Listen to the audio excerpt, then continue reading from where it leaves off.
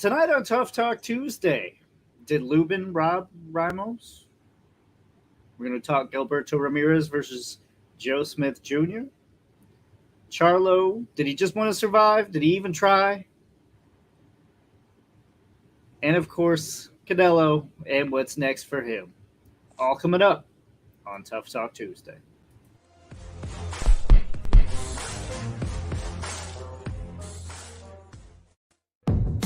This is the show that has hosted everyone from Sugar Ray Leonard to Keith One-Time Thurman. This is Tough Talk Tonight, brought to you by Heavy Bag Boxing. Welcome to another episode of Tough Talk Tuesday. As always, I'm your host, Lucas Biggers. Alongside me, I got Sakura A, I got Rob. How's it going, guys? What's up? Hey. We're not going to dive into it yet. Let's let the fan base catch up, get some people streaming first before we start diving into what everybody, I'm sure, wants to talk about. But first, let's talk a little Ugas Barrios, guys.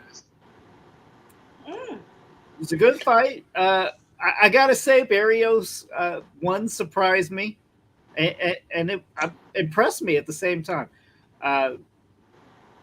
Guys, was it Ugas' performance? Did he just get old overnight? What happened? Rob, I know you said you were also. I told you. Exactly what I told you was going to happen. To a T. I told y'all Barrios is on the up and coming. I told y'all that. Ugas, listen. Here's going to be my beef with people. Ugas is not done. He shouldn't retire. That's not the big issue here. Barrios is on the up and coming. He's had two of the biggest fights of his life coming into this bout. He was more than ready. The weight he's at, he's gotten accustomed to the actual weight class. He's comfortable in that class now. He's comfortable with fighting at that level that we're used to Ugas seeing. Ugas is the one coming off of a I can't pronounce orbital bone break, and he had a long layoff. So Ugas was in there with a guy that, back in his heyday, he probably should have beat, but this is a kid that's at his utmost confidence right now, at his utmost experience right now. At the tip-top shape of his life and the tip-top balance in his career. He's at the right time. Ugas was wrong time. Barrios, right time. That's really just what happened. Sakura, you agree? Because I don't know. I saw Ugas' movement not there. I saw the speed kind of dwindle a little bit. You know what? We might have seen a different Ugas if he had taken like a tune-up type fight because he had been out for so long. I mean, like literally, he hadn't fought since the Spence fight. So we got a lot of ring rust there too. However, I do agree with Rob in the fact that it was like a younger hunger breed, in there with a game type of experienced boxer who had a significant injury. And that injury did play a part in the fight. I was more disgusted with the team he had with him that were like totally in denial that fight needed to stop. Because Ugas isn't known for power, he wasn't ever going to knock out, Barrios to get a win, in the last couple of rounds. It wasn't for a championship belt. It wasn't like it was something that was worth risking his eyesight, to be permanently damaged. So I just felt like, my God, like how much do y'all want this guy's eye to swell up? And you know how it is. Once your opponent sees that, they're doing some damage and it looks like it's bad, they're like, kind of want to go ahead and target that then. I mean, but credit to Barrios, I really don't think that he had wanted to hurt Ugas anymore in that eye area, because it did seem like in the last 2 rounds he really wasn't trying to go for that eye anymore. You know what I'm saying? Like he was like, "Damn, I don't want to," You want to blind him? Yeah. Yeah, he's like, if I had this injury, I wouldn't want someone to, not have any, sympathy for my eyes. So those were the things that I thought had some issues in the fight or were of significance in the fight. But I am glad that Barrios had a great outing. And I do think we did see a little different look from Barrios. It was more back to that type of boxer we saw him as at 140 when he fought Gervonta Tank Davis. So I'm kind of glad that they started implementing some of those, sweet side skills back into Barrios, instead of just him, swinging for the fences and being the tougher guy. For sure. Coach Lou says Ugas had more of a fighting spirit than Charlo. I think a lot of people would agree with you there. Definitely. Ugas with the orbital bone injury, though, his age, Rob. I mean, you might be wrong. It might be retirement time. So, I mean, so Shakira said something that I totally agree with. That I really like. The points that she made right quick, and the reason being is um, you can't let Ugas at this point in his career take sustain another injury like that. He can't sustain another injury like that because he needs to stay active. He can't have the rust. He can't afford another big layoff. So they probably should have, the corner at least should have thought about stopping it a little bit more, because if he avoided a broken bone or any type of injury like that from this fight, then Ugas can go on and fight again and again and possibly get back to maybe even a title contention type fight. But if he did suffer any type of broken bones or anything, then yes, Lucas, you would be right. He's got to think about retiring because he can't afford those lengthy layoffs. okay. So now let's turn it to Barrios. Who do we want to see him face against next outing? Because I mean, that was super impressive how he was able to bounce back. This was probably the best we've seen of Barrios. So I would say his team wants to keep him active. You want to send him back out there, first of the year. So Yeah, I agree that they should definitely keep him active and get him back in the ring as soon as they can. The the opponent list, I mean, it's long but it's short, if that makes sense. It's like you can throw them in there with a bunch of different welterweights. I mean, but if you throw them in there with, you don't want to throw them in there with like a Boots yet or something like that.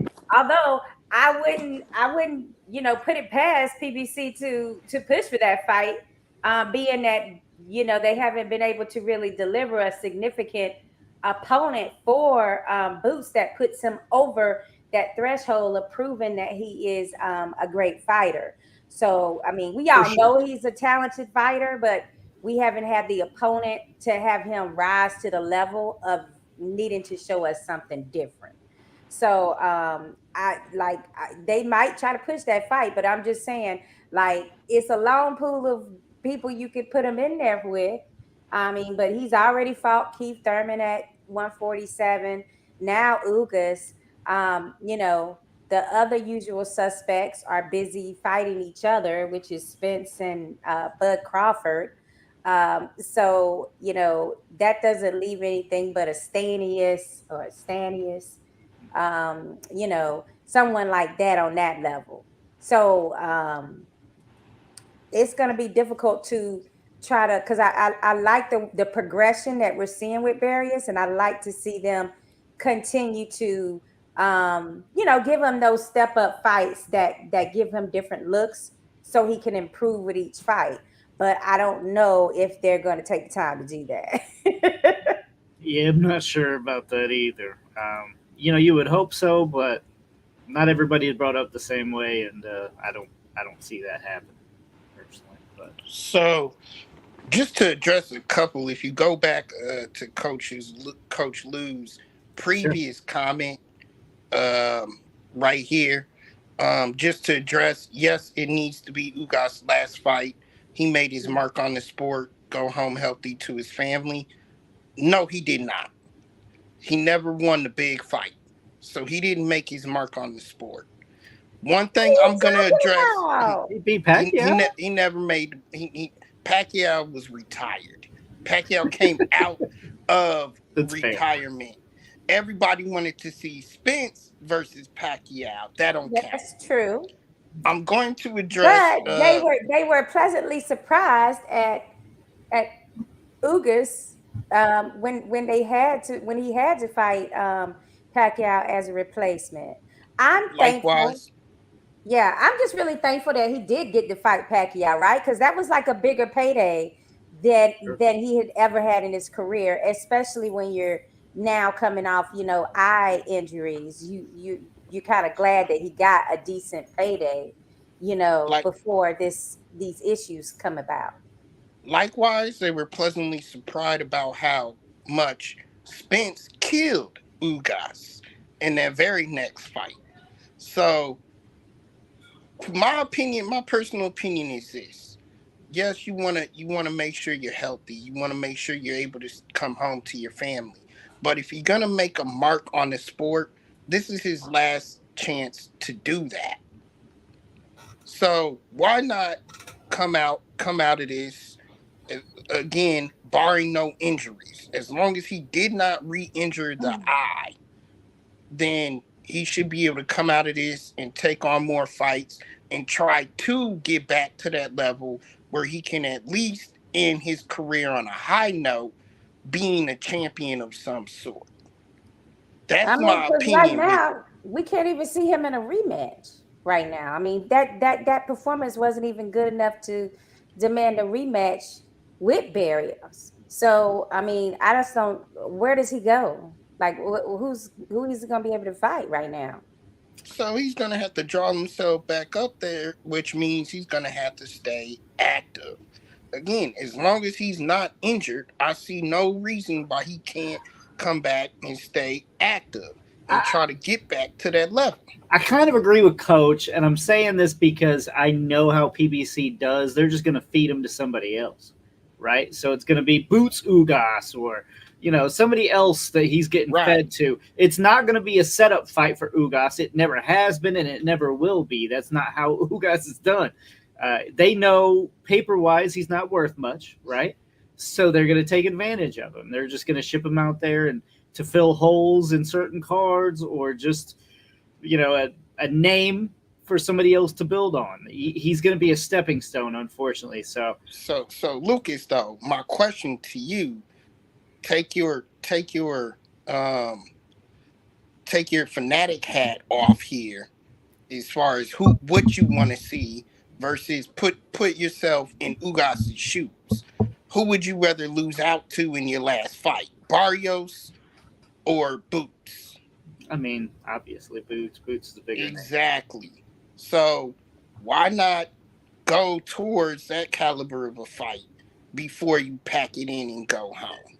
That's what I'm saying. Why not? Because look at the damage his eye was suffering just from Barrios. Like, that is taking a huge risk to try to get in there with a Boots. I mean, who's a big welterweight, and has some power.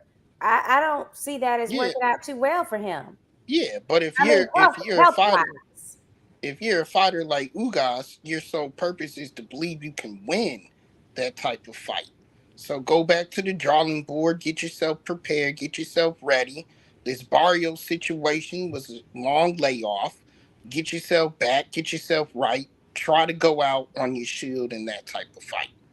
But I That's think we talked this up a little bit too much. But that's yeah, that's my yeah. take. I mean, it's fair. I appreciate both sides there, but let's move on. Let's talk Lubin Ramos. All right, was this a robbery? Because that's how a lot of people see it. But I've also heard that Lubin won. He won fair and square, but not by what he should have won by. How do you guys see it? I feel like Ramos lost this fight with giving the fight away. I really do.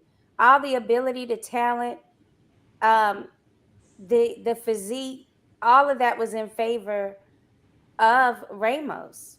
And it just seemed like he didn't deliver on that. Yeah, he was pushing um Lubin back on the ropes. That's true, but there really wasn't any effective aggression there. Meaning there was no punches that caused a lot of damage to Lubin. I just felt like, and by the second half of the fight, he really just did nothing. You know what I'm saying? Not that Lubin was doing that much either. So to me, the fight was there for Ramos to win or lose. The thing about it for me, I was just like, whoa, I didn't see that size difference. On paper, I didn't see that they was that much of a size difference. I mean, he made Lubin look like he belonged at 140. Like this was a guy that should have had all the advantages and been able to cause damage. And when the judges didn't see no damage, they did what they do, which is okay, we're going with the slick boxing in. Cause you are sitting here and you're not giving us your all. You're not letting us know that you want to win this fight. And you're playing it too safe. And that's just how boxing judges see it. They already like power punches and they want to see some damage. So yeah, it's all good. You're forcing someone on the ropes. You're being aggressive, but you're not being effectively aggressive. And also, yeah, it looked like Ramos was winning. However, you got the first round that could have went either way, and I believe it was like one more round that could have went either way because neither one of them was really doing too much. So, and then you got the last couple of rounds where Lubin did, start turning on and trying to make some things happen, and those were punches that were landing. So, therefore, that the judges went with those rounds for Lubin as well. So now you got a situation where, I mean, it wasn't like a robbery to me. It wasn't. Could you have easily given the fight to Ramos? Yes, because of those 2 rounds in which neither guy was doing too much. I mean, it was just so boring. Like Emilio was like, "Who the hell cares?" Like neither one of them did enough for anybody to put up a fight about who won this fight. Like it was so boring, and Well, I have to agree. I gotta agree with Emilio. You see a good fight and you come away like, well, both guys won. They're gonna be better off after this. Both their stocks raised. But in this fight, it was more like both stocks went down. And you don't see that a lot, but I would say this fight that definitely happened. Both Yeah. stocks went down. It makes Ramos less watchable and Lubin less watchable. Yes, and I think a big part of the problem for Ramos, unfortunately, is his training team. They told him to back off. They told him to be careful. They told him don't engage. When it was critical rounds being played out, with him just avoiding getting hit, basically. And it's like, what damage was Lubin gonna be able to do to Ramos? He was never in any danger. I know that Lubin is known for power. I freaking actually went for him in the predictions. But when you got in there and you saw the two of them, face to face, you like, what can he? Come on now. This is really like a 168-pounder in here tonight. Like, what is he going to be able to do?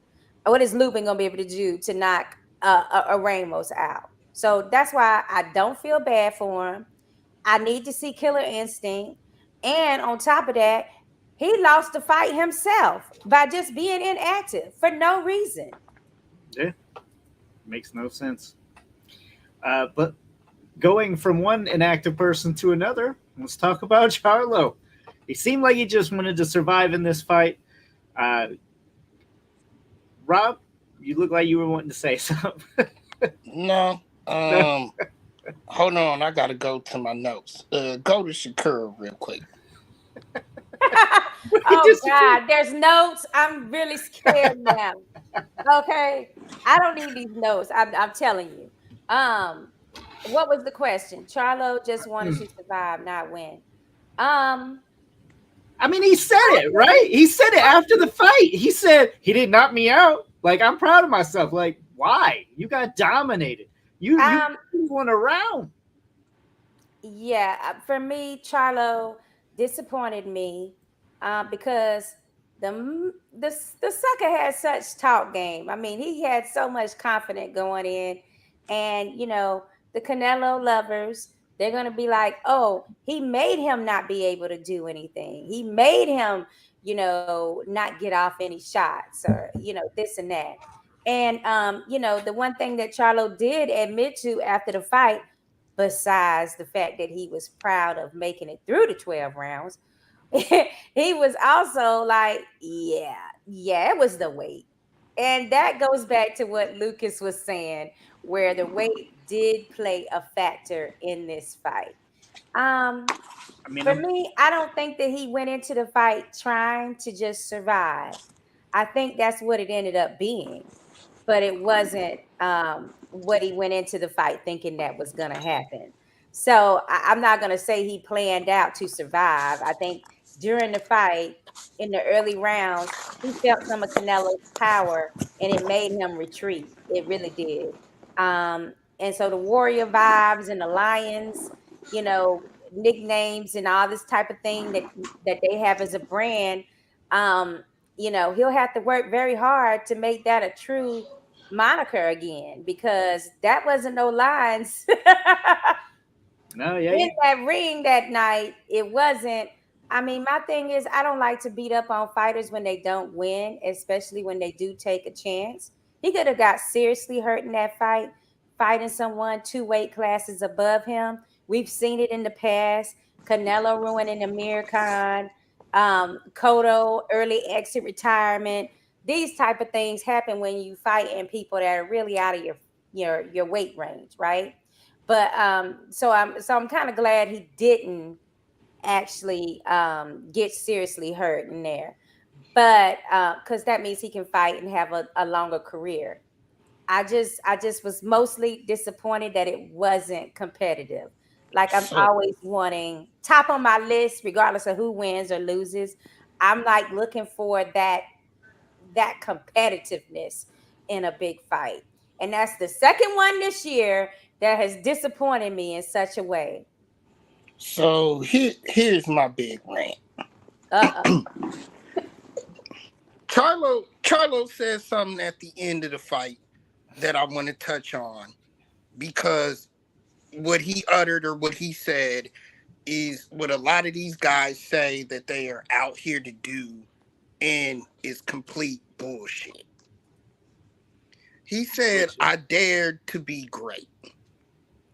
By definition, daring to be great is a philosophy focused on having the courage to embrace excellence. That's not just let me dare to be great by stepping in the ring with somebody. That's not excellence. That's showing up. That just means that you just signed on the dotted line. So that's not daring to be great. Daring to be great is going out there and proving and showing that you belong in that ring. It's proving and showing us that you're willing to fight 2 weight divisions above you and take risk and take the chance on being excellent. He did not do that. He wouldn't engage properly to even call it a fight. Instead, what we saw is just what this topic says: survival. And just what Shakur said, I'm tired of seeing that now in boxing. Don't sit here and tell me you're daring to be great just by simply moving up 2 weight classes and showing up in the ring. If you're not going to take the risk, if you're not going to try to beat your opponent, or at least try and act like you belong in the same ring, don't take the fight. Well, I mean, we all know why he took the fight. I mean, that's a lot of money. It's a lottery ticket. That's what happened. No, Lucas. He let me tell you, the minute that this fight became irrelevant is when Terrence Bud Crawford beat Spence. Because now there's a even bigger fight that he has a even better chance of winning back at his own division. So that's when this fight really became irrelevant for him to win. And that's when I'm just going to survive kicked in. Meaning he lost the fight before he even showed up in that damn ring. Okay, but let's then jump this, because now he's calling out Bud, right? You got other problems. Bud's still below you. He has not moved up yet, okay? Bud's still below you. Why don't you challenge for the person who just got your belt given to them? Why don't you go after Zoo, become a 2-time undisputed champ? Why are you calling out the littler guy? Well, ultimately, from what I understand, Bud wants that fight, but he also wants that fight for the undisputed title. So Charlo's going to have to meet Zoo regardless, because Bud and him are going to want to fight for that undisputed belt, and Charlo's going to have to get that back from Zoo, barring Zoo wins his fight this weekend. Oh, I don't know. I would prefer him to go after Zoo. Don't sit here and just call out the money fights. It seems to me like you're cashing out. If the only two, out of your mouth are the pay-per-view guys, you don't have a lot of those. You got Tank, you got Bud, Errol, Canelo. That's it. Besides the heavyweights, right? So if that's all I'm hearing from you, and that's all I'm expecting. Like the same thing with Canelo. Now they're talking about Bud. No, we just saw this. We just saw somebody jump divisions. Now you want him to go up three damn divisions? Come on, man. I'm just sick of it. I'm sick of it. Like, Lucas, I really want you to expand on this right. now. All Tell us what's really on your mind about this jumping ship, money chasing bull crap that's going on. Please expand on this. Everybody watches the show knows I'm not a fan of Floyd Mayweather, right? This has made me defend Floyd more than I ever thought I would have to, right? You got people, yeah, well, Floyd made, he made catch weights all the time. Yeah, but it was, I give a little, you give a little. This man went up 2 goddamn weight divisions. Canelo didn't come down none. There was not a meet you in the middle. This was, you come up 2 full fucking divisions and fight me. Look, I said it last week. It never works. The guy who jumps 2 fucking divisions loses, right? He usually gets the shit kicked out of him. Look at Mikey Garcia. Same fucking thing. I knew, and I told you guys before that fight happened too, I don't want to see it. I don't want to see somebody jump a whole division and go into this fight. I just don't. You know what it does? It makes somebody like Roberto Duran just look so freaking supernatural when all these people try to go up and do similar and they can't. And then he's like so successful at doing it, and after being at another weight class like lightweight for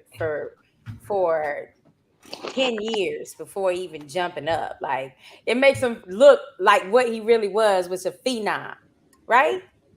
Yeah, but Canelo is essentially a really good boxing Jake Paul, because all he's doing is looking for things to grab, right? You look at, he's trying to drain Badu Jack 20 pounds and still fight for a title. No, you got to fight at the fucking weight. That's the point. It's it's the weight. It's a cruiserweight. You ain't fighting a fucking 180. You're fighting a 200. You got to go up. I'm not with this. I'm not with this whole, oh yeah, this counts as him defending his super middleweight undisputed title. No, the fuck it doesn't, because that's not even a super weight guy he's fighting. Like, if it was another super middleweight guy, then yeah. If he defended again against Caleb Plant again, hey, I'm going to count that as a defense. But if you bring up Amir Khan again and knock his ass out, that does not count for me as an undisputed title defense at super middleweight. Take that shit elsewhere. Right? And he's been doing this shit his whole career. You look at Rocky Fielding. I'm going to go up, grab this belt. I'm going to go back down. I'm going to go grab Caleb Smith, beat that shit up, drop back down. It's his whole fucking resume is a farce. It is. He created a weight division at 155. He keeps beating up little guys, and everybody's so surprised and like, oh yeah, that was amazing. He should have fucking won. You bring up a little guy, 14 fucking pounds. I mean, that's a lot in boxing. That's why when you look down at the lower weights, that shit's only 5 pounds sometimes. Make it make sense. What do you want to see next? Is Canelo Bud? Fuck no. I don't want to see that. I already know what's going to happen. It's going to look exactly like Charlo did. Why? So and I've been defending this stance this whole time, and people are just like, well, if he didn't like it, he didn't want to take the fight. Are you going to turn down millions? Are you going to turn down millions? I won't fight anyone for the amount of money that this motherfucker got paid. And I'm not even a boxer that's capable. If you actually make me capable, of course I'm going to fight this too. It's winning the lottery. It is winning the lottery. Because name another fighter that they can fight and get half of that right now. So I agree with you. I think there's a little bit more telling out there about Canelo right now that people are avoiding. So to really put in perspective your point, Lucas, the man moved up to 175 and lost to the champion at 175. Had an immediate rematch, didn't take the fight. Did not take the fight. In fact, he's now fought twice now and still hasn't went back to the rematch and avenge his loss. But what are people saying? Oh, he wasn't at his right weight class. Isn't that what he's doing to all these other people? But they don't see it that way. See, these Canelo fans, everything else is blind. It's all about him. They don't see all this A-side shit that he does. He has to pick and choose. He has to bend his will to everything. Rehydration clauses. Give me a fucking joke. Like, you know what? I'm gonna disagree with you. I think they do see it, and they're fine with it as long as Canelo is winning. They don't give a damn. I don't think that I think they really do know these things. I mean, but he didn't want to go up 2 weight classes and face Badu Jack at cruiserweight. You know what I'm saying? Like, he's making people do what he really don't want to do with a legit boxer. Like, he'll go up and grab a belt from, somebody like Yildirim or, Kovalev, who's, was already retiring and drinking too much. I was hearing rumors that he wasn't even really training for that fight. So it's okay for him to, jump up and do them type of fights. But, when it comes to like a solid, real divisional champion, he's not doing that. But he's okay with, another boxer coming up and doing that. And his fans are too. You know what I'm saying? I mean, I'm not a non-Canelo fan, but I'm not a super Canelo fan either. It's like, when he does something that I deem to be amazing, I say something about it. When he doesn't, I'm not for it. You know what I'm saying? Because my thing is I like his pattern up to this fight has been that he just plays around with people and lets them do whatever they want to do in a fight. And then in the later rounds, he just pounces on you. And then you're not used to feeling that power at all at that point. You've gone almost, what, 8, 9 rounds, and he's not hit you with anything really like power shots. And so, you're startled and you freaked out, and then bam, I mean, you're out. So there's nothing wrong with that strategy. Don't get me wrong. I'm just saying that it's starting to be like real telegraphic. So it was good to see him forcing the action and being able to put Charlo on the ropes and stuff, like something different, or something going back to his original Canelo, status. I was glad to see that, but it's easier to do that type of thing when you're dealing with someone that's not really in your weight class, and they're feeling every extra pound they put on, and they're feeling all your extra energy and force field from you really being a solid, super welterweight, super middleweight. Damn, is that right? Super middleweight. Super middle, yep. Yeah, so they're feeling that. Like, they're feeling that force field around him, like, oh shit. Like, this is this is why they have weight classes. Oh, okay. Yeah. You know what I'm saying? But it's something that these opponents don't really feel till they get in there. And then that's when they discover, like, this is why he's doing this. Yeah. I mean, what? And he felt that with Bivol, right? He went up, just like Rob said earlier, he went up, fought Bivol. He felt that weight difference. You just made this motherfucker come up 2, not just 1, 2 fucking weight classes. and just for those people who are like, oh, the sport doesn't bend to Canelo. All right, look, he is disputed even with the undisputed titles. And I say that because he told the WBC, not like this is a fight that should happen. No, he told the WBC, get me Yildirim for the vacant fucking title. Yildirim's coming off a loss. That's not even, and the WBC let him fucking do it. They let him do it. They just give him the title. Just give him them all. Why not? We'll just say he's undisputed. Fuck it. It's not, his accomplishments aren't even accomplishments. Like, I like the guy. That's the sad thing. And I've given him credit before when he fought Kovalev. I gave him the credit until I saw the late notice, the sad sack of fucking shape Kovalev was in, and I took that away. But you can go onto our website and see how I praise this man. And then, I had to take that shit back because it is what it is. I mean, like I said, he's an accomplishment stealer. Half that shit is suspect. CJ Hooker says, who is next for Canelo? Beterbiev?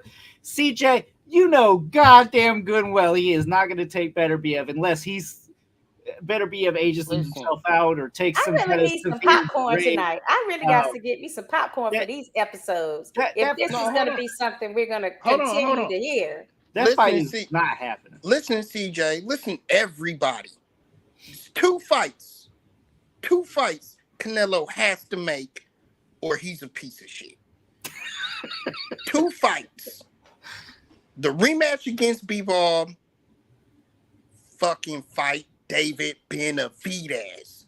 I'm sick of hearing it. If you're a Canelo fan, you need to demand that fight right now because Benavidez is shitting all over your reputation because you won't take that fight.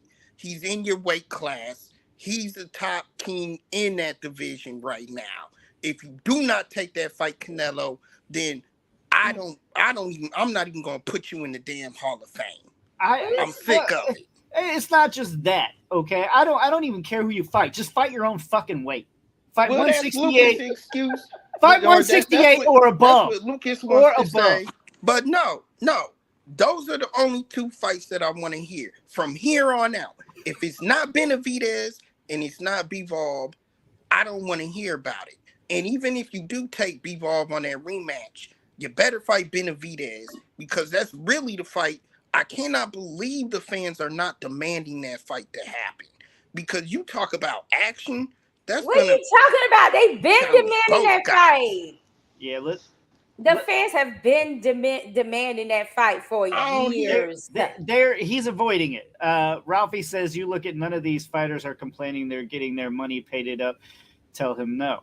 That way it make him fight who he has to. But honestly, I don't see Benavidez or Andre Munguia Moral can't beat him. Only person I can see has to fight Bivol. You got to remember Mayweather forced Marquez come up 2 weight divisions and still outweighed him 18 pounds more. Hey, look, Ralphie, and I don't mean disrespect, but why does everybody keep throwing Mayweather back in there? Mayweather's done and retired. Let's focus on what boxing is now. And yes, I agree, Mayweather did the same shit, but what good is that? You know, Marquez is the one that called him out. We can't keep rehashing everything that did happen. Floyd also fought a lot of people at the same weight. Like he fought Cotto at just 154. I was going to say Ralphie did have a great point because those names that he mentioned are actually all his mandatories. When you go to the different sanctioning bodies, you know what I'm saying? Like the WBA, they have Morrell as his, number one. Andrade, that's the WBO. Munguia, I forget which one he's on, but maybe it's the IBF. I don't remember, but all of these guys, and Benavidez is a WBC mandatory. So all of the guys that he mentioned are like literally the opponents that he should be picking from. And I'm interested to see how he didn't never get his chance, because I just want to hear what he got to say about the actual fight itself. Before we get into him ranting too. One quick thing, Javi, and I'm turning it over to you. But why is it that when they do finally enact the mandatory fights, it's against a motherfucker you ain't never heard of? But when the mandatory is on people like this, when it's on Benavidez, when it's on Munguia, they are never demanding that they fight that person. Never. Or they have this stupid option of step aside money. And Canelo can afford to step aside anybody. He's the cash cow. I mean, look, as I'm with you, man. I got mixed feelings when it comes to Canelo, but I do see a lot of growth as a fighter. We not too long ago we were saying, hey, he should follow the Charlos. Yeah, I believe also he probably should have fought the Charlos where he was on. He had his own weight class at 155. Maybe would have been a little more, fair. But at the same time, this is what the A side do, and as much as I don't like it, I have to kind of put myself to understand, like, okay, as the business, I can see the business move, the business decisions, the business minded, shenanigans that he has going on. But then as a legacy, some of the stuff is like you have like a question mark, with the stuff that he's accomplished and stuff like that. Like, I'm with you. He fought a few names after their prime. I believe also Oscar babysit his ass for a long time. He actually, fed him a lot of names and a lot of champions. It matched him right. And there's a combination of stuff. But then at the same time, the few times where I felt like, oh, okay, well, let's see how he does. He's done more than expected. You know what I'm saying? Like, I would say against Plant, against Jacobs, against Saunders. Like, those are solid fighters. And honestly, it was one of those times where we will say, okay, well, actually, he's fighting somebody nice now. Let's see. And we were expecting to see different things. And I would say he showed us a lot. I know for me at least, I've seen a lot that I was like, ooh, I can see greatness in this guy, even though there's certain things that I do that he does that I don't really agree with. But at the same time, yeah, I think Robert says, he has to. One of the traits of great fighters is like sometimes when they lose against a good fighter, they try to rematch. You know what I'm saying? They try to go back to that fight. They try to mend that L. Yeah. So as a great fighter, as somebody that want to establish his legacy as a great Mexican fighter, like he says he wants to do, I believe he should do for that. He should go for that. He should do it quick. But I already see it, and I wouldn't be mad because I'm kind of expecting it for him to like age the fight, marinate it, See Bivol just losing a little bit of pep on his step, so he can rematch. So he can have a better chance to amend that error per se. Benavides, definitely, he doesn't need to see Benavides. Um, and at 168, I don't know who else will be a force after Benavides at 168. We have another guy, the southpaw. He's from Kazakhstan. I forget, Bienagovic, something like that. He's a Mhm. southpaw. I think he's at 168 too. There's only a few guys right now that has a chance with him. But hey, man, uh, Talking about just like Yannick. we have to take the positive and the highlight about it, I feel like we also got to take the bullshit and I mean, at least he's not embarrassing freaking boxing and fighting the Jake Pauls and the Logan Pauls. You know what I'm saying? He's keeping it professional per se. Yeah, he's not fighting his mandatory for some reason, but at the same time, it's like if you run a red light and the cops is right there and they saw you, and then you run the red light and the cops ain't saying shit, why you gonna stop and tell them guys, I read the red light. You guys not gonna find me. So if the sanctioning bodies are not correcting his ass when they need to, or whenever he comes out dirty, like last time he did, he gets a slap on the wrist. Then I can't blame that for that either. You know what I'm saying? Like if you can get away with it, go ahead. It's the same thing when a fighter hits after the bell, or he does a lot of like dirty tactics and that's it on the side where the referee is. Let's say the referee is on my right side. I'm doing a whole bunch of dirty tactics on my left. This is boxing. This is war. You use what you can. If you get away with it, you do it. You need to win. I I get don't it. like it, but I can respect it. I can respect it. And like I told you, I feel like it's like a love hate relationship with Canelo and his fans. Because honestly, I'm with you, man. I respect the man as a fighter, as a guy, and everything.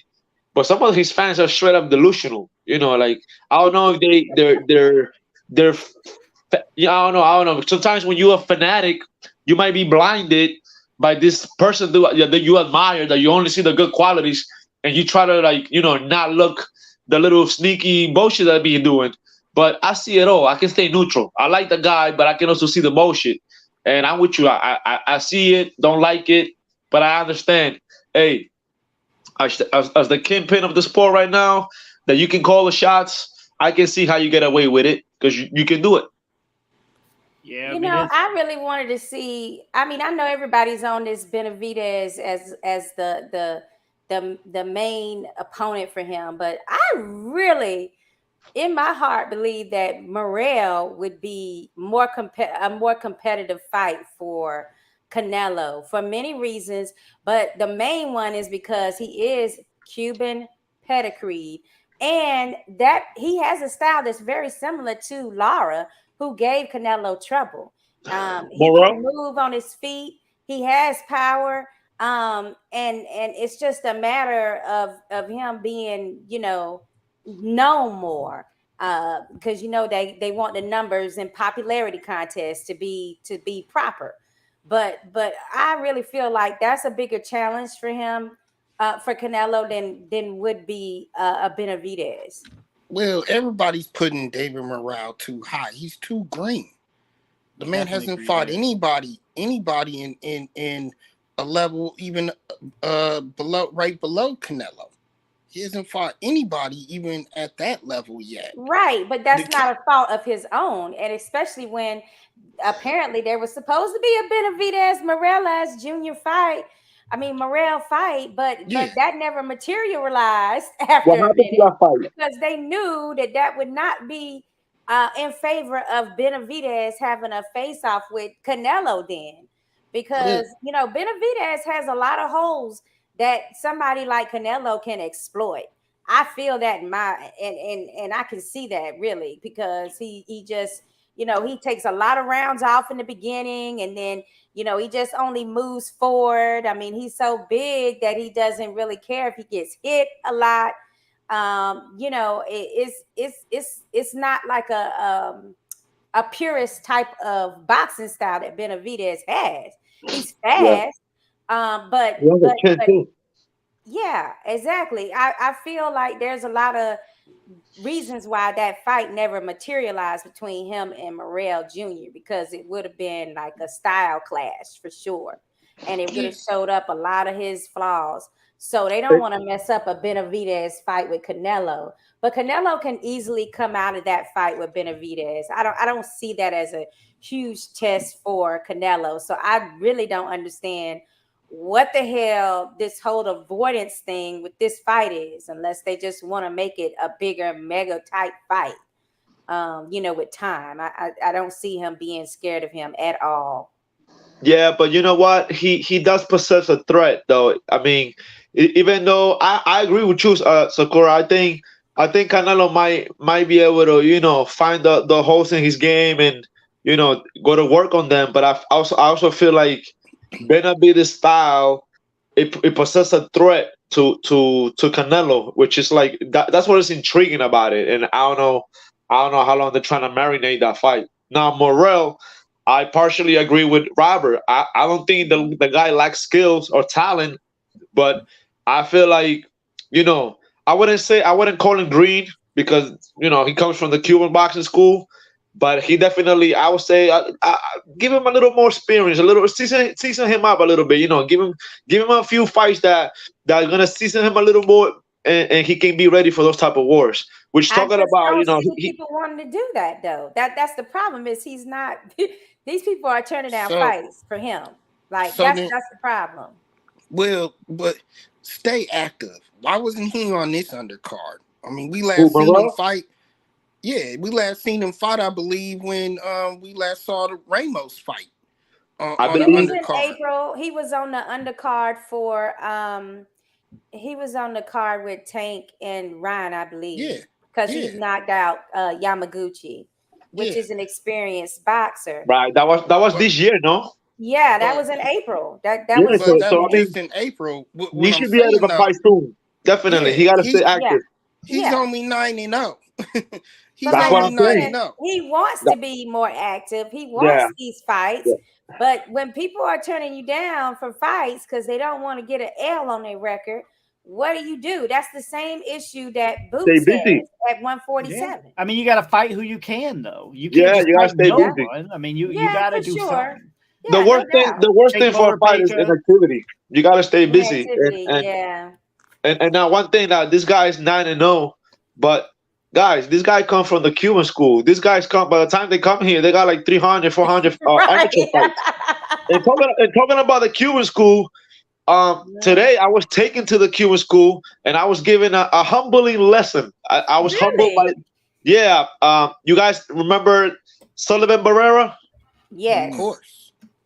I was blessed and honored to be able to move around with him 4 rounds, Okay. and all I can say is I got taken to school. I was given a pen and paper. Take these hits, take these notes, go to work, and it was a humbling lesson, man. That guy, I believe he has something going on. He has something coming up soon. But man, these guys, the way they move, the way the fundamentals that come from the Cuban school is so unique that they I can see how this guy can take it to the next level. And even though they don't have many fights on their records because some of them is like 20 or under 30 fights, but they are It's very, far more very advanced. experienced. Right. Definitely. It's kind of like Lomachenko. You know how he had that huge amateur background? Like it's that same setup where they Yeah, got plenty of experience before they hit the professional, yeah. stage here in the States. All right. Coach says, what a show. Thank you, Heavy Bag Boxing's Kura Armstrong, Play Us Entertainment, my Aw. family. Thank you so much, Coach. Thanks, Coach Louis. Yes, sir. CJ, when all is said and done, where will Canelo be ranked among the all-time greatest Mexican world champions? Is he top 3 with Chavez and Sanchez? Top 5? I mean, you're going to probably still put him in the top 3 when it's all said and done. However, the accomplishments to me are still less than. He's fabricating a lot of this. Now, I'm not saying that he wouldn't have been able to do certain things. I'm not saying he's not great. I think he is a great fighter. I just think he tries too hard to go grab these accomplishments. and then vacates titles. I think that his career is also, and his legacy will be tarnished by waiting out Triple G, by the WBC babying him, giving him basically the fight that he wants. Let me fight for this, for that amount. Letting him 6 months slap on the wrist for, failing drug tests. Where does it end? You know what I mean? Everybody was so excited about the Amir Khan Canelo, and I felt like I was insane going, what the hell are you guys talking about? Why does anybody want to see that? Amir Khan's going to get knocked unconscious, and that's exactly what we got. I said the same shit about this Charlo fight. Look what we got. I mean, that I was pretty sure I was going to get it damn near to the T because he got dropped in that 7th round. I was like, we're going to get a late round stoppage. It's kind of in your face what he's doing, and no one seems to give a shit. I mean, either that or he's just that good at pulling the wool over people's eyes. I still got him in the top 3. But I got to say, it's with an asterisk. It's with an asterisk. And you're saying when you have Bivol and him even saying, I will come down to 168. I will rematch you at your weight. And he says no. That makes you a punk bitch, especially when you're taking on somebody 2 weight classes below you. That's what I was going to get to. Like, 2 if you have weight classes below you. You just lost. Man up. Use your rematch clause at 168. But you know why he didn't do it, Javi? Why didn't he do it? Because he don't want to lose his undisputed titles at 168. Bottom fucking line. And that's what it gets on my nerves. He's a great fighter. He could even possibly win. Just grow a fucking pair and at least try. What do you think would happen? I mean, we're saying he'll probably finish his career at top 3. I mean, I'm thinking top 5. I mean, because there are people that passed away that are Mexican fighters. They passed away before they were able to really, bring their legacy on paper. But that's neither here or there. Like, you know what I'm saying? It's Mexican fighters. My thing is, when people look back after we're long gone and they look at these records, it's going to go either 2 ways. Like, the historians are going to know, like, oh, but this guy was really a 140 pounder. This guy was really a 147er. They're going to know. No, but the fans, they're not. The historians will know. But the fans, they'll look and they'll just see all these amazing names. Yeah. And they're going to be like, damn, this dude fought everybody. Yeah, they're going to be like Sugar Shea Mosley and, Cotto. And most of those were done. They were done. They were a name just waiting to be scratched off on your list. I'm sorry, because I love those guys and they're greats themselves. But you got to admit that they were done. They had their career. Their career was over. And this was like a money fight on the way out. This was not something that was going to ever be competitive. And, I'm sure all these Canelo lovers will jump on board. Oh, yeah, it was competitive. Blah, blah, blah. But no, it wasn't. Ralphie, Chavez, Morales, Sanchez, Marquez, Marcos, Pinto, Lopez, and Estrada. Then Canelo, just fighting top-tier fighters in the division. So you see where I got Canelo at, LOL. All right. Exactly, Ralphie. Exactly. and my thing to CJ Hooker, is it like the Hall of Fame? Is that what you're talking about too? Because the Hall of Fame for me is more just that fame, right? I mean, especially if you look at other sports, you got people that really are in the Hall of Fame, not really all that great. Like, their stats are all right, but they're famous. And I think you really can't have a Hall of Fame without Canelo in it, because Lord knows he's fucking famous. I don't understand the International Hall of Fame, because I'm like, I mean, to me, yeah, on paper, Gotti didn't do too much, but everybody loves that boxer. Like, that's a Hall of Famer to me when you have a legacy and you're like an icon long after you pass away. Pinklin Thomas is not in there. There's a couple of other names where they're not in the International Hall of Fame. They skip over certain people, in favor of more popular people. And that's where the inequality comes from when you're dealing with Hall of Fames. And it's like that in every sport. Yeah, and it's just not I shouldn't just pinpoint International Hall of Fame because it does happen on in state Hall of Fames too, but not to the degree. But I did want to send out a shout out to Pinkman Thomas and David Tua, who were inducted into the Atlantic City Hall of Fame this weekend. And saw I that. want to send a shout out to Lady Ram, Laura Ramsey, who is going to be inducted into the International Women's Hall of Fame out in Vegas this upcoming weekend. And it's also where they're going to give a tribute and an honor to Chevelle Hallback, who is still active at 51. So these are great moments in the sport. I didn't want to leave the night without, giving them their shout outs. For sure. Congrats to all. We also had Reynoso say he would like Benavidez or Bivol to be next. I personally don't see either one of those happening. I see the writing on the wall for Big Brother Charlo to come in and basically say, "Oh, you beat him, but you can't beat me," that type of thing. WWE type setup for the other Charlo, which I severely do not want. I hope does not happen. But he's the bigger Charlo. It just doesn't matter. It just doesn't. It would be a great fight if he was still active. But he's not. He's not an active fighter. He's not going to be able to do anything against Canelo any differently at all. And that's the thing with Jamel, like he was kind of inactive before the fight with Canelo too. With the hand injury. So It's like now you're choosing people that's like not only, smaller, but also inactive. And you knew that they were inactive. And if you ask me, Benavidez and Bivol, these two options that Reynoso wants, I don't think Canelo is going to do it. And his team's going to steer him clear for the reason that he wins most of it. This fight, like against Charlo, the size advantage is heavily in the favor of both of those guys, and is definitely not in the favor for Canelo. And once you were outboxed, like Canelo was outboxed against Bivol, he don't want that smoke. He's gonna bark like he wants that smoke, but he is going to make everything. He'll duck because of money.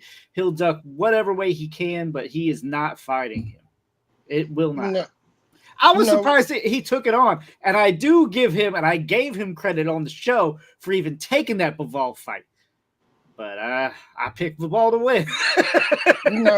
This gives more credit to, and I was right. This gives more credit to Spence and Bud finally getting it on, because that's how you're supposed to do it. You're supposed to fight the best in your division, then move up in weight, and then look at fighting the best in that weight class. So Canelo, what he's doing right now with this wishy-washy stuff, I'm over it. Well, that's what I mean, is like, he is the undisputed, but you're very fucking disputed. You are very disputed. You can't look in if you're undisputed, that means you look around in your division and you can say, I beat you, I kicked your ass, I fucked you up, I beat you too. He cannot do that. He is fucking disputed, okay? He's very disputed, especially when you got a fucking belt from Yildirim. I'm sorry.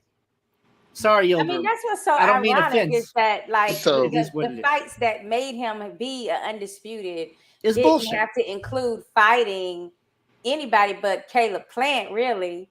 I mean, because he got the WBC to make it, the 4 belts, and all these other super middleweights that's in that division, you didn't have to go through. You know what I'm saying?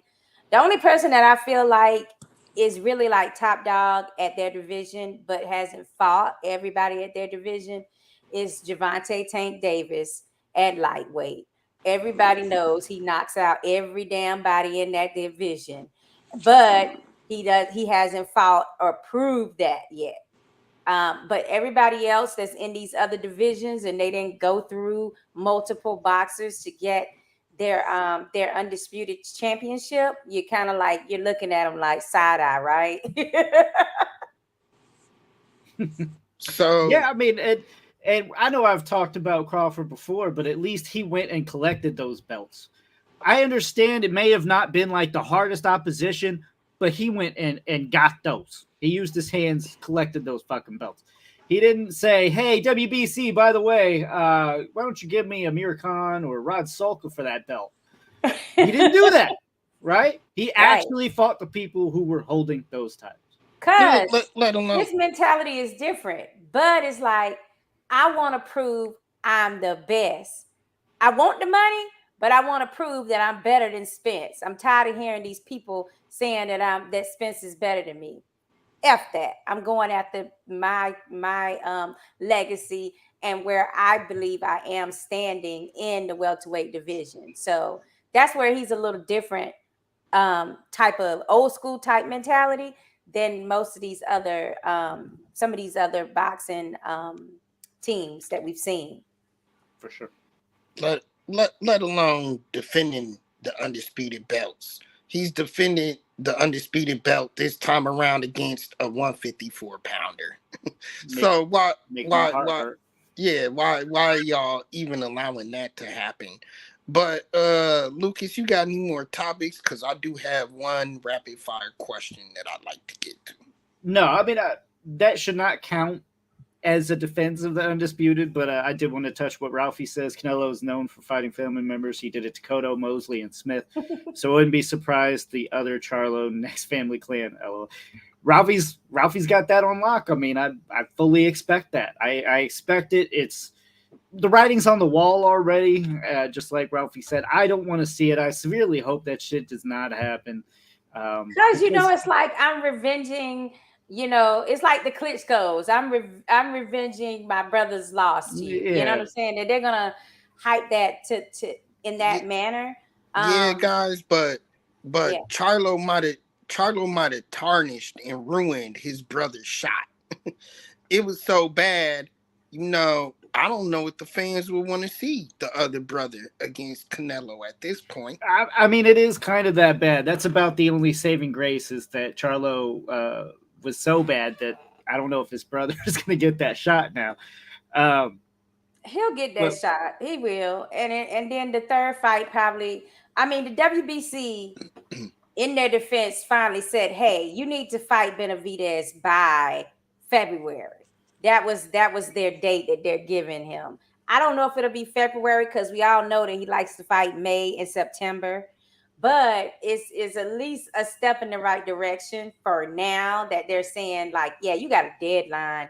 Like, this fight has to be made. I'm thinking that it means, like, this fight needs to be made by February. But whether they'll stick to that or not, I don't know. I'm not sure. There are some, what do you call it? There are some wild cards that are out there because you got somebody like a Berlanga that has, pretty much said in his contract he wants to fight with Canelo. You know what I'm saying? Like, there's some wild cards out there where people that want Munguia was another one that, pretty much is able to say, you know what? Yeah, I've been your mandatory a long time too. But at middleweight, I mean, now that he's at super middleweight, now that's another person that Canelo has to see, or maybe see. I mean, Mexico versus Mexico, I don't really see that a lot. I know they like to do Mexico versus American boxer when it comes to Canelo, like Mexico versus Puerto Rico. Yeah, and Puerto Rico, that's the mix up. But like, so we'll have to see how these wild cards play a factor in this. 3-fight deal. One of them's already been done, so that's 2 more fights that PBC gets to manage. And then after that, Canelo's a free agent again. He could hop back over to DAZN with Eddie Hearns or whatever he wants to do. So it's going to be interesting. All right, guys. Look, I understand, and you guys made some factual statements, and yes, we need to see him against the Vivalds and the Benavides and the Charlos and the Munguias, the Morels. I get all that, but let's get to the point. All right, guys. This is tough talk. All right, we're not gonna hold no punches. And listen, I got only a few people that I feel like they have a shot. You know what I'm saying? And I feel like Crawford might have a problem. Crawford might have a problem, but hey, I in a boxing match, Crawford will definitely outbox him. He's not gonna knock him out. He's not gonna stop him, but he'll give him a clinic. And on the other side of that coin, there's the great white hope, my man Jake Paul. He's gonna mop the floor with him. So hey, I'm with it. I'm with it. I don't think either one of those have a shot. I think we're messing up Rob's rapid fire now, right? I was getting to it. I was wanting to seal out the rest of the show first. I mean, I'm saying Javi might have been on to something that Rob was about to like get us intrigued with. Well, Rob, I do want to say just we got Gilbert Ramirez versus Joe Smith Jr. Watch it because we're going to be talking about it next weekend. We ain't doing predictions for that fight. Just enjoy. We're about to see if Gilbert Ramirez is who we thought he was, or is Joe Smith Jr. going to put him back where he was with that last fight. I think we're in for a shocker. But Joe Smith is known for, spoiling the party. And Ramirez, I think Ramirez being exposed. I'm gonna go with Joe Smith, man. Me too. I guess we could just go give quick predictions. I got Joe by KO, probably mid fight. Rob? I actually like Joe Smith Jr. as well. He has sneaky power. I think he can do something. And Sakura. Dang, this was tough because I think it's going to come down to the wheel. Both of them are coming off losses and they need this win real bad. So it's just going to come down to who wants it more, I believe. Joe Smith, he got the power. So I'm going to just go with that power with Joe Smith Jr. It's unanimous for Joe Smith Jr. here on Tough Talk. Let me get some comments, and it's all yours, Rob. Ralphie says Ramirez stops him in 6. Really? Okay. Jesus. Thank you. Well, Jesus saying, what's up? Jesus Escalera. All right. Got people. Oh, okay. Well, you know what? That's a heavyweight that's going to be on Don King's November 4th fight with Adrian Broner. He's going to face a game heavyweight champion. Well, he's a title holder from Louisiana. And then he was the one that beat Trevor Bryant and took his belt from him. That Jesus is going to be facing. I can't think of his name right now. But the heavyweights in Miami, Don King, you know how he loves some good heavyweight fights. So they're going to be 2 of them on that particular card. So, we gotta go for Jesus, Mr. I beat Tyson. That's right. Mike Tyson's record, consecutive KO record. Let's go. That's what's up. Thanks for tuning in. All right. And good luck on your upcoming fight. Rob, whenever you're ready, take it over. Man, I just got one question, and this has really been burning me. It's just killing me inside, y'all. Let it out. What's up? I can't even remember the last time I've actually seen a great fight. I'm talking a toe-to-toe, great boxing fight. What is the issue with boxing right now today that we're now kind of seeing the matchups, but why are we not seeing great fights? Is it really because the matchups aren't that good? Is it because of layoffs? Because we had COVID here a couple of years ago, but I feel like they all should be recovered. Is it inactivity in these fighters that they're not fighting? Why are we not getting any great matchups? And do you think that we even will get any great fights? It's hard to answer. One, it's all the above, but finding 2 fighters that click well in the ring, we're talking like Gotti Ward. I mean, that's hard to find. It is extremely hard to find. But competition period. Just matching it to where it's somewhat even. It's a fucking hard job. All right, these matchmakers do have their their work cut out for them, but a lot of times it's overhyped fighters, fake resumes, you name it. You know what I mean? We expect them to be better than what they are. I mean, I just purely think that this, these fights that are being made is they're using a lot of numbers, and it's more like a popularity contest before you can even qualify to match up opponents now, instead of it being like purely based on their accomplishments in the ring or how talented they are, because some of these matchups that could be made would be very competitive, but they're not being made because maybe one of the guys doesn't have 2 billion followers, you know what I'm saying? So they skip over that particular opponent that would be a hard competitive fight. The other thing is, I just remember the Pacquiao Marquez series as being like really competitive, and each one of them had like, back and forth in it, up until Pacquiao got knocked out with that fourth one. And then it was like Marquez was like, nah, I don't think I'm gonna do a rematch. Not doing it. I'm gonna ride off in the sunset with my finally getting a win out of you, Pacquiao. So I remember that being is like a really competitive bout. It was like a competitive series of fights, right? So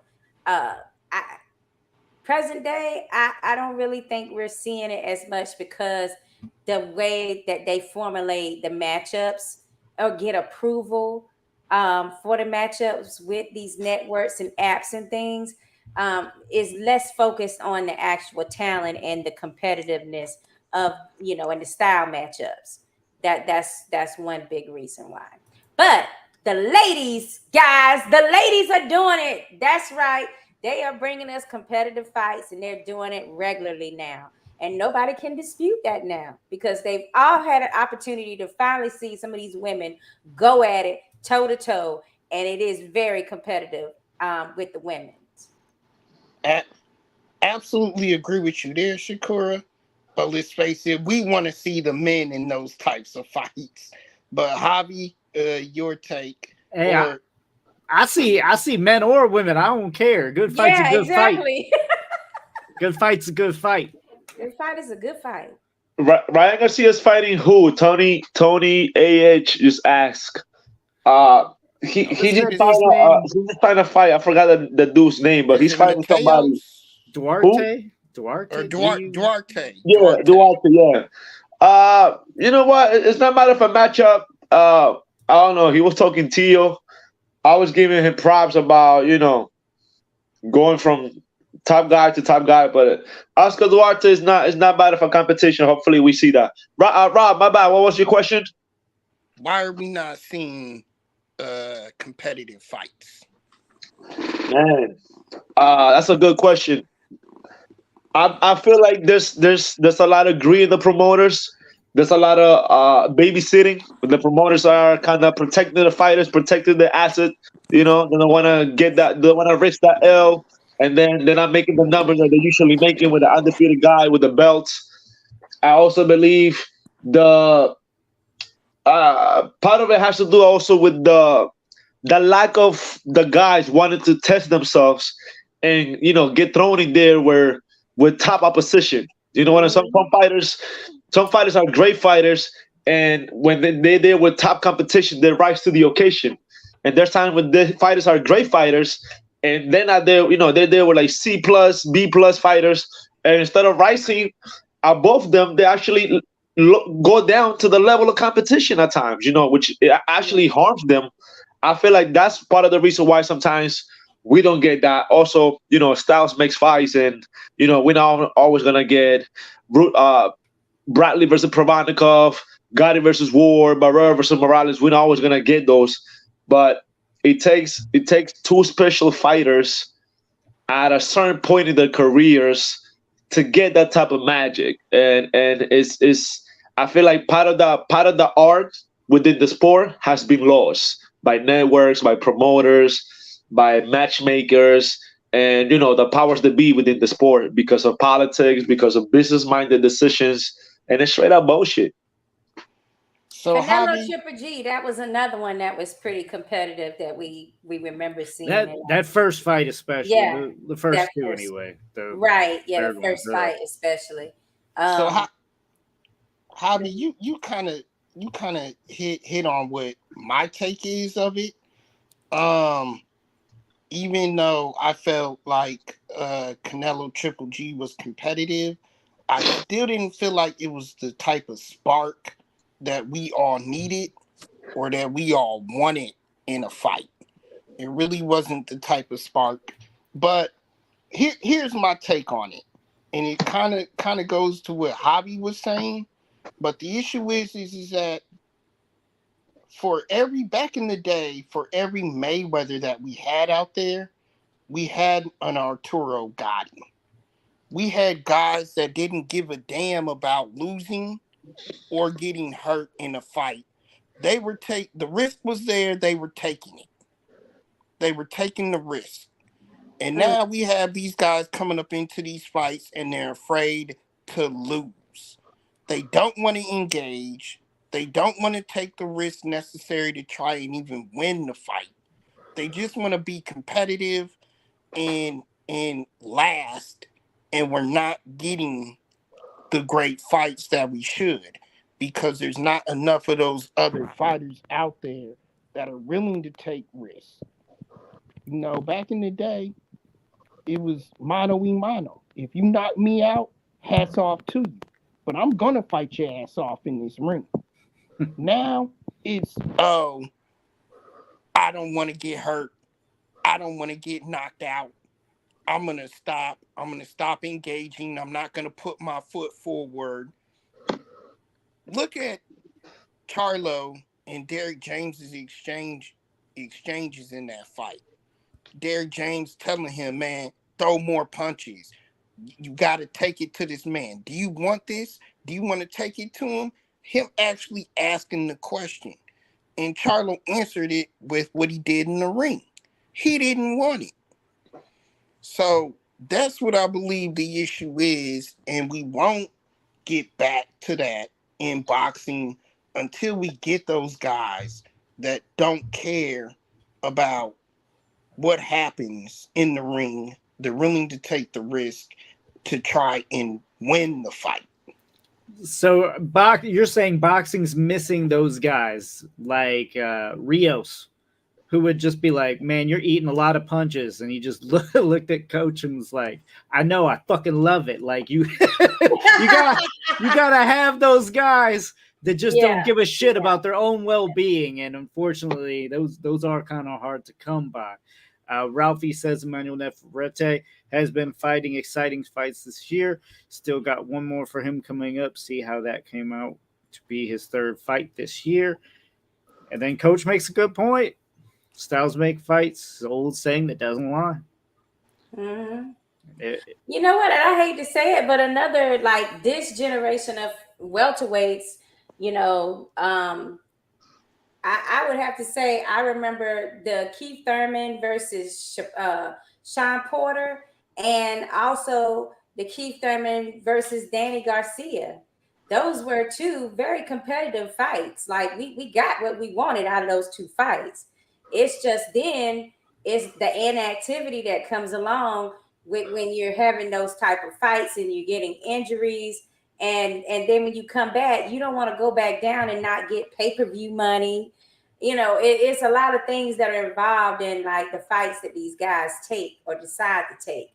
But I am hearing from promoters, even local promoters, they are saying things like, "Oh, we offered this dude this fight because we wanted a competitive fight, and they want television time, but they don't want it to be a competitive fight." And it's like, we can't get television time and not have competitive matchups. Like, so you're not going to get, your TV time that the boxer wants if you're not willing to take that step up or that risk of losing. And what a lot of these boxers these promoters are saying that these guys, they talk good game, like they want these fights and they want a championship a chance to be a champion and this and that. But when the time comes and it's presented with them, a lot of them back down off those statements. Very true. And, fighters are getting paid. And I know you're all going to laugh because I keep coming back to this fight. But Danny Garcia taking on Rod Sulka for well over $1 million. Why would he fight tough? Why would he stay in there and have to trade blows when he can knock out Rod Sulka with a no-look left hook and still make millions of dollars? You can't justify it. Ralphie says Orlando Salido versus Wama. You got to remember that firefight. Okay. That is a good one. Yeah. Yeah. I like But, that. all right. Yeah, I mean, I know I spent a lot of this time beating up on Canelo. Look, take Benavidez. Take Benavidez, or better yet, take Bivol, because Bivol is better competition. Take Bivol at 168, and we'll see if you really are an undisputed title holder. But I don't think that fight's going to happen. I look forward to who he says. I just really hoping it's not Charlo. Let's do final statements. Go ahead. Something real quick, each one of you. Rob?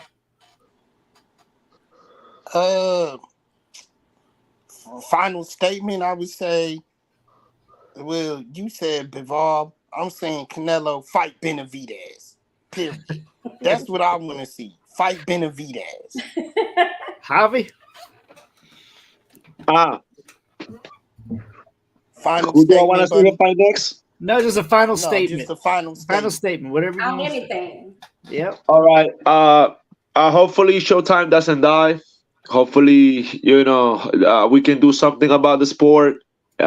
Because all these apps and all this stuff, all these pay-per-views with no solid undercards are gonna kill the little bit piece of left of the sport. Hopefully we can do something about it. We can put the greedy on the side.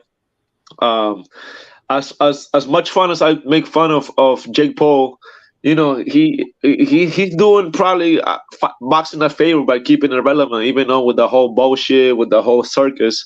But in some way, somehow, he's bringing a different type of view, which I gotta, as much as I don't like it, I gotta, accept it, because it's keeping the sport alive. But it's hopefully, we can have some of those fights that we won, so we can, spark up that flame that used to be boxing. That's pretty much it. Hopefully we get those fights that we want to see, and we get over the era of like, okay, you lost, you ain't shit. No. You lost, and you lost with dignity to the better man, and you gave you 100%. You just lost to the better man. Guess what? You're still a champion. And we want to see you fight again. Exactly. Oh, he froze right on the good part too. I know. Why does it always happen to poor Hobby? He'd be like right in the heat of it. Somebody called in. That's usually what happens. I mean, I'm gonna finish this statement and be like, yeah, we when you lose, but you lose and it's a competitive fight, and people know that you gave it your all. Everybody wants to see you in another fight because they think like, yeah, that's gonna be a big fight. Like that's that kind of level of fight that we want to see. So I'm not like it does. It's not like a L doesn't hurt you, because it does, but at the same time, it doesn't hurt your fan base when they seeing you really, go balls to the wall and really fight in these rings, and show everybody that you love this sport, and that's what you're in it to win the fight, not that you're in it to survive the fight. Exactly. Great point, Shakira. That brings up one last thing. Charlo, you may be out of the Bud sweepstakes, because Bud has some strong words for you, saying that you're sad and pathetic because you didn't even try. Yeah, he needs to slow down a little bit. He didn't fight Canelo yet either, but he might. With the way Canelo brings dudes up, we might see it. I'm gonna give Ralphie his final say too. Bivol, the only way he get his respect back, and maybe I put him at the third Mexican fighter all time. Yeah, you got to turn him into Mexican, like kind of how Triple G had to do that whole promotional campaign, like I love Mexican style, and it worked. He started having more of a fan base. So maybe Bivol, but Bivol just doesn't have that style, does he? He doesn't have that Mexican style. Not at all. The Bivol fight, it fell apart when Bivol was like, no, now I want a chance at your titles. I want 168. And when they said no, that was the breakdown of the fight. Eddie Hearns actually talked about, how that kind of like ended up being the deal breaker. Yeah, and that's why. I mean, what does it matter, right? So you're daring to be great when you go up, but if he's coming down and meeting you, that's a even more competitive fight for you. Why are you not willing to do that? There's only one reason. You have an even advantage to win the fight because you're both the same size. That shows one, fear, and two, that you're afraid you're going to lose those belts specifically. And three, that you didn't lose at his weight class from just the weight, size difference. Because when you know in your mind that it was the boxing skills. Exactly. When you lose now, you can't just be like, well, I was daring to be great. I was going up in weight. No, you can't say that shit now. Now it's just you lost, motherfucker. And that's what it's going to come down to. But I digress. I think I beat up the guy enough today. For Sakura, for Rob. Thank you all for tuning in and all the comments that were coming in. It's been a great show. Every Tuesday, 9 p.m. Eastern, 6 p.m. Pacific. Tough talk. As you can tell, we didn't pull any punches. You have a good night.